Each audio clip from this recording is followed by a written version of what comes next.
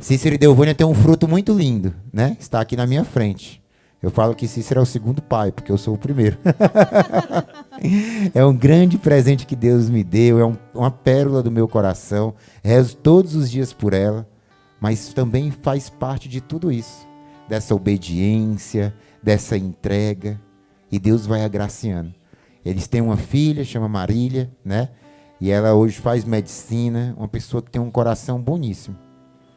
Uma caridade, uma entrega, uma vontade de servir, um amor assim capaz de gerar até um pouquinho de constrangimento por Nossa Senhora, por Jesus, que dá vontade da gente querer ser cada vez mais santo, querer amar cada vez mais o nosso Senhor. E tudo isso é fruto da presença de Jesus, fruto da presença de Deus nessa casa desde cedo. Então, queria que tia Del falasse um pouquinho para nós, como é que é viver, né, tia Del? A três, né? Como é que é poder testemunhar isso? Porque essa graça de ser tão apaixonada por Jesus faz com que colha frutos tão lindos, né, tia Del? Verdade. Assim, eu pelo menos, quando eu conheci Jesus, acho que foi bem cedo. Porque a gente morava numa chácara e tinha que ir para a escola, a gente tinha que passar por estradas perigosas e antigamente não é como hoje, né? Então a gente ia a pé e meu avô falava mais minha avó. Você reze, vai e confia. E isso a gente fazia, né? Isso também a gente quis passar para os nossos filhos desde cedo, não com tanta intensidade como hoje é, né? Porque meus filhos fez a catequese, tudo direitinho, o crisma, tanto o Mateus quanto a Marília, mas um tempo que eles eram menores, eu sempre deixava eles na igreja e ia para casa. E um dia meu coração tocou. A sua avó falava tanto que a quaresma era tão importante, eu não tinha tanto conhecimento, não era catequista. E eu comecei a ir na missa sem entender tanto. A gente só ia aos domingos, né, Cícero? E dia santo. E eu comecei a ir todos os dias. O Cícero ainda não era de missa diária nessa época. E ali eu fui conhecendo tantas coisas e assim me apaixonando pelo Senhor. E a gente quer cada vez beber mais da fonte. Cada vez a gente quer conhecer mais. Eu falo, a gente nunca conhece total, né? Que a gente sempre tem algo que aprender. E eu falo, e com esse conhecimento, a gente pode levar nossos filhos até o Senhor. Né? O Mateus é o mais velho, hoje em dia não está tão próximo de Deus, mas é temente a Deus, pede a gente para escutar algo para ele, quando ele quer fazer alguma coisa, mesmo não estando tão fervoroso como nós. Mas um dia vai estar na graça do Senhor, porque a Pompeia é poderosa. E assim, a Marília já é mais, né, dedicada, nós já tivemos mais o cuidado, o zelo. O Mateus, quando ele já estava terminando a escola para a faculdade, eu falo que nós vacilamos, né? Mas mesmo assim Nossa Senhora guardou. E com a Marília a gente teve mais esse cuidado também de estar protegendo, por mais que quem cuida mesmo é Deus, né? Deus é que cuida de tudo. Mas a gente teve mais esse zelo. Eu falo, o tempo que ela demorou de passar em medicina, que era Deus que sonhou para a vida dela, porque ela vai escolher a vocação dela e Deus disse que era. E ela ficou assustada e a gente mais ainda, porque como vamos conseguir, né, esse curso? E eu falo assim, foi o tempo dela realmente amadurecer na fé. Foi o tempo dela poder realmente ter a certeza que com Deus ela não precisava de temer, porque ela ia encontrar lá pela frente. A tia Del falou algo tão importante, que para a gente começar a caminhar, a gente precisa obedecer. Aqui na comunidade Mel de Deus, nós temos essa graça, que nos ajuda muito na obediência, né? Que nos dá força espiritual, porque a nossa humanidade faz com que a gente fraqueje, que a gente escorregue, que a gente caia. Mas, assim como a gente escutou no testemunho de Rony e de Júlia ontem, de Giane e de Bruninho, nós temos a graça que a missa diária dá tanta força. A missa diária que nos manda todos os dias para a missão. A missão como pai de família, a missão como mãe de família, a missão como médico, a missão como cristão. Todos os dias. De rezar o rosário, poder estar segurando nas mãos de Nossa Senhora. De poder fazer uma penitência. Poder mostrar para a nossa carne que não é a carne que manda na gente. Que nós precisamos dessa oportunidade para que o Espírito Santo venha fazer com que a nossa alma fale, nossa alma clame por Deus e seja cada vez mais repleta da graça de Deus, da presença de Deus para ela. Nós também temos a graça da adoração. poder estar diante de Jesus. Ontem, quando eu cheguei na adoração, tia Del, eu estava tão cansado. E aí, depois eu até falei para o Frei. Frei, eu cheguei, olhei para Jesus e falei assim, ô Senhor, me perdoa. Não consigo nem te adorar hoje de tão cansado. E o Senhor falou assim, descansa um pouquinho. Deixa que eu refaça as tuas forças. E aí eu baixei a cabeça, comecei a rezar e cochilei. E aí eu acordei impressionante, porque tinha revigorado as minhas forças. Parecia que eu sentia tudo assim, no lugar, aquela fraqueza muscular, aquela dor nas costas, tudo passou. A adoração eu e a Cícera sempre tem esse costume. Quando a gente está em casa, né, que a Marília está para Taguatinga, aí o que a gente faz? A gente sempre vai para a missa mais cedo para fazer um pouco de adoração. E se a gente está lá e a gente vai na missa lá, igual a gente estava lá essa semana toda, a gente vai mais cedo do mesmo jeito, porque a Marília não vai com a gente, por incrível que pareça. Ela vai em outro lugar por causa da faculdade. Aí a gente vai sempre mais cedo, fica meia hora lá, porque a gente pode, né, fazer isso. Tem gente que não pode, infelizmente. Mas a adoração realmente é fundamental, a gente escutar. Igual hoje mesmo eu fui de manhã, né, para poder ouvir o que Deus queria que a gente fosse falar hoje aqui realmente, né? Então, isso é muito importante, esse ouvir do Senhor. Além da Eucaristia, que a gente já, né, faz um pouco de adoração e já recebe Jesus, que eu falo que é nosso alimento da alma. Sem Eucaristia, eu não sei o que seria da nossa vida.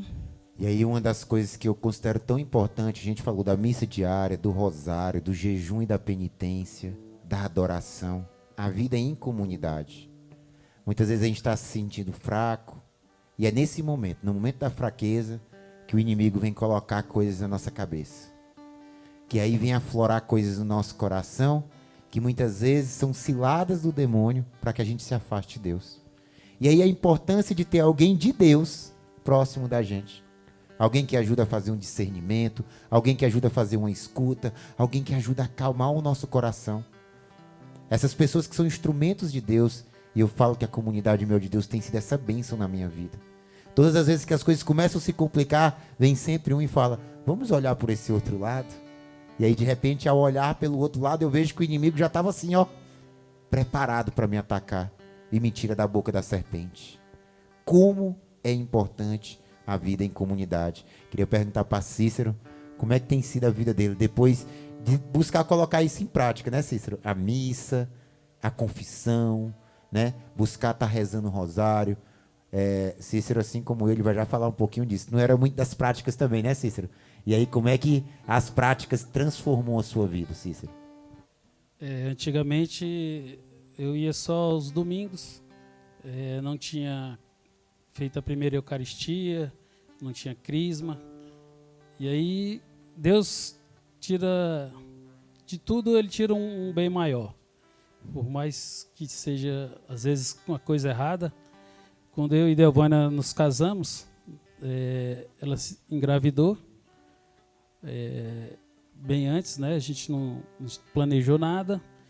E aí, tudo errado, né? Começamos de toda forma totalmente errada. E aí veio o Mateus e depois Marília. E quando o Mateus entrou na catequese, ele dava muito trabalho para a irmã.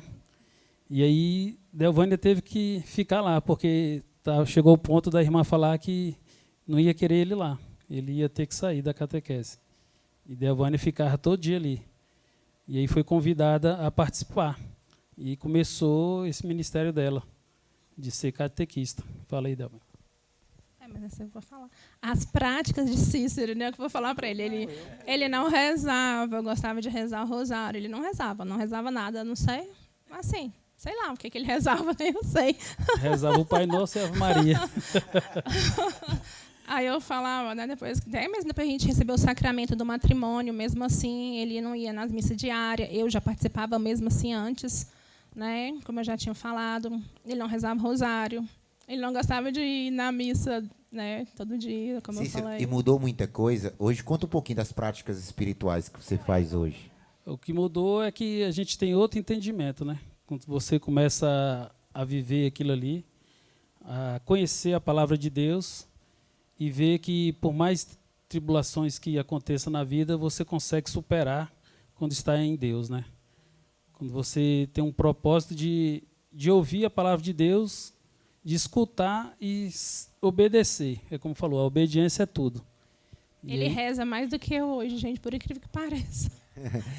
Eu ia falar isso agora, tia Del. Às vezes a gente foi lá na chácara, e aí, principalmente assim no começo, ele ia para dentro do carro quando eu pensava que não, ele tava com um livrinho na mão, sabe? Com esse livrinho aqui na mão. E tá lendo, estudando e rezando. E aí eu olhava assim, minha Nossa Senhora. O homem é de reza. E aí depois eu fui conhecer o testemunho dele, que realmente se entregou à obediência, essa busca de colocar em prática. E quantas graças, né, Cícero, a gente tem visto, tem testemunhado, como a presença de Deus nas nossas vidas tem nos ajudado a manter firmes os nossos casamentos de pé, a ter o entendimento com as nossas esposas, as esposas para conosco, porque aí está Deus, a presença de Deus. Mudou muita coisa, Cícero, depois do... Mudou tudo, né? Eu confirmo. Gente, tirar uma palavra de Cícero, vocês não têm noção de como é difícil. Mas é um grande amigo, uma pessoa de Deus. Hoje eu confio mais nele do que ele sabe, mais do que em tantas pessoas que... Porque eu confio, um homem que reza, né? E eu tenho certeza que a confiança da tia Del... A tia Del falou uma coisa assim, Cícero, na verdade, falou uma coisa assim, que o casamento começou tudo errado, né? Engravidou, não tinha um sacramento, né? Tudo errado. Mas isso é a grande cilada do demônio. Faz com que a gente comece tudo errado. Mas a graça de Deus é muito maior do que essas armadilhas que o demônio tem armado para cada um de nós, que tem armado para as nossas famílias, para os nossos matrimônios. E Deus vem em nosso auxílio e permite que as coisas sejam refeitas. O pedido que Cícero fez, que os casamentos, as casas, os lares fossem restaurados. É isso que a graça de Deus faz. Restaura tudo. E faz de algo ruim ou desordenado, desorganizado, algo extraordinário. Se eu perguntar para a tia Del, a senhora já imaginou algum dia ver Cícero rezando tanto?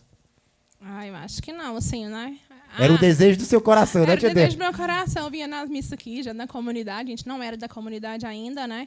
Mas eu vinha na missa e pedia. O frei falava, seu marido vai vir ano que vem. Eu dizia, o Senhor, toma posse.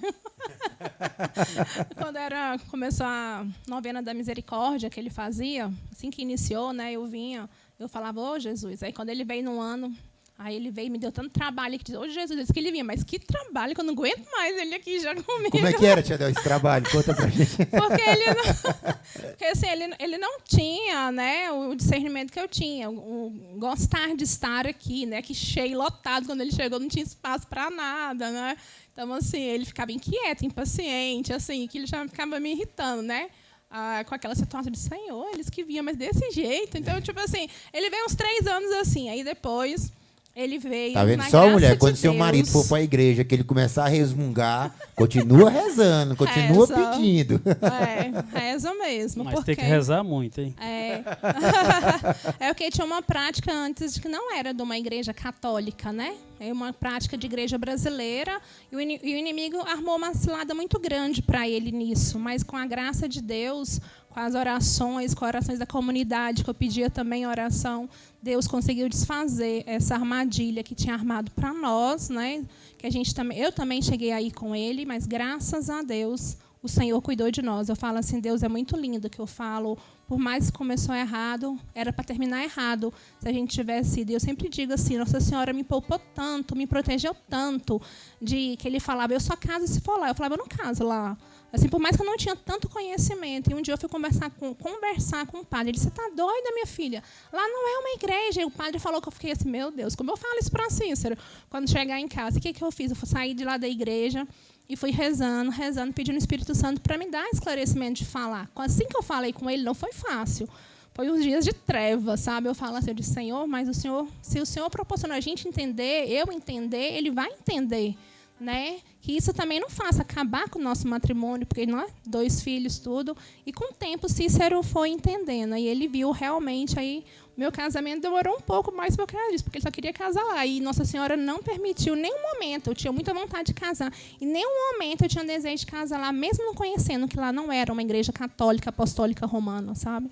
E quando o Cícero teve esse entendimento, eu cheguei para ele, eu tinha vindo no encontro da renovação, e falei para ele assim, ou você casa ou sai de casa. Não tem como mais, agora já deu, basta, não tem como. Aí ele ainda falou assim, então vamos casar. Eu, Você vai casar. Eu até assustei, assim, para ver como Deus faz acontecer. Tá vendo, né? mulheres? A submissão é isso. É fazer com que o marido alcance a santidade.